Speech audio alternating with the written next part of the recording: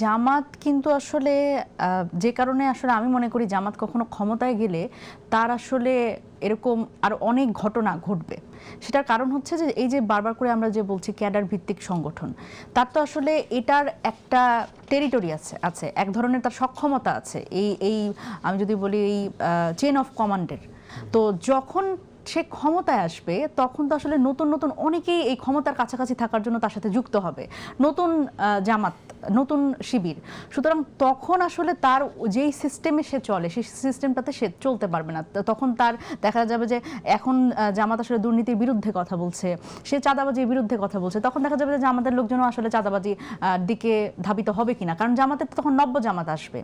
সুতরাং ক্ষমতার কাছাকাছি থাকার জন্য যে এখন আমরা দেখেন বিএনপির কথা যখন বলি, বিএনপিতে চাঁদাবাজের দল, বিএনপির লোকজন চাঁদাবাজি করে, কিন্তু বিএনপির আসলে কারা চাঁদাবাজি করে, বিএনপির সত্যিকার অর্থে বিএনপির মানুষ কারা, এটাও তো একটা প্রশ্ন। এবং আমরা তো দেখেছি যে আমি যদি বলি যে স্বয়ং বেগম খালেদা জিয়া তিনি নিজেও বলেছেন যে বিএনপির অনেক নেতাকর্মী তার যখন দুঃসময় ছিল তখন কিন্তু তাকে খুঁজে পাওয়া যায় না। সুতরাং তিনি এক ধরনের ক্ষোভেই বলেছে যে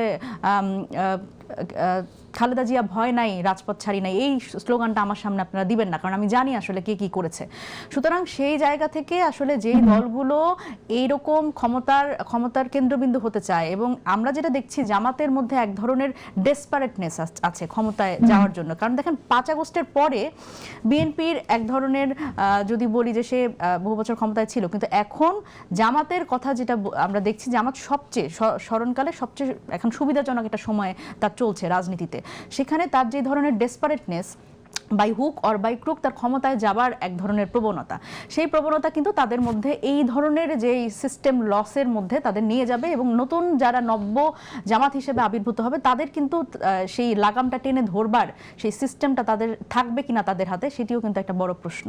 এই ধরনের বিষয় দেখেন, এইরকম যখন সময় বাংলাদেশে, তো আসলে সময়টা খুব ভালো না, বাংলাদেশ নিজে একটা সংকটময় পরিস্থিতির মধ্যে দিয়ে যাচ্ছে। সেখানে আসলে নতুন কোনো সংকট যাতে না আসে বা মানুষের মধ্যে যাতে এই ধরনের আতঙ্ক বা কোনো ধরনের এরকম প্রশ্নবিদ্ধ কোনো সিচুয়েশন যাতে তৈরি না হয়, এবং নির্বাচনের আগে এটি কিন্তু খুব গুরুত্বপূর্ণ। সুতরাং এই সময় আর নতুন প্রশ্ন আমরা চাই না, আমরা চাই যে এই সময়টার সংকটগুলো সমাধানের মাধ্যমে আমরা যত দ্রুত সম্ভব বাংলাদেশে নির্বাচনটা হোক। কারণ দেখেন বাংলাদেশে নির্বাচনটা না যাতে হয়, এর কিন্তু যত ধরনের মানে ষড়যন্ত্র, কুচক্র সবগুলো কিন্তু আছে, এবং আমরা জানি যে সেটা মানে আমি যদি বলি বাংলাদেশের বাইরে থেকেও সেই প্রচেষ্টা চলমান।